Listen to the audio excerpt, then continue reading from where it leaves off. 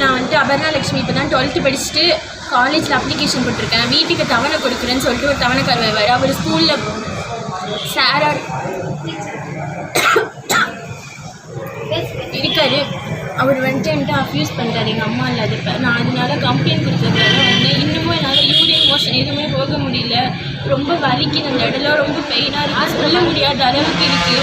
ஆடுகளை அனைத்து மகளிர் காவல் நிலையத்தில் வந்து நான் கம்ப்ளைண்ட் கொடுத்துருக்கேன். மதியத்துலேருந்து நானும் செக்அப் பண்ணணும், மெடிக்கல் செக்அப் பண்ணணும் அப்படின்னு சொல்லிட்டு சொன்னாங்க. இன்னமும் ஒரு ஆக்ஷனுமே எடுக்கணும். என்கிட்ட இதை தவிர வேறு யார்ட்டையாவது தொடர்பு இருக்கான்றதான் கேட்குறாங்களே தவிர அவர் மேலே எதுவுமே எடுக்க மாட்டுறாங்க. என்னால் வலியை தாங்க முடியல, எனக்கு ரொம்ப கஷ்டமாக இருக்குது. என்ன பண்ணுறதுன்னு தெரியல. யாரை கேட்டாலுமே எதுவுமே சொல்ல மாட்டாங்க.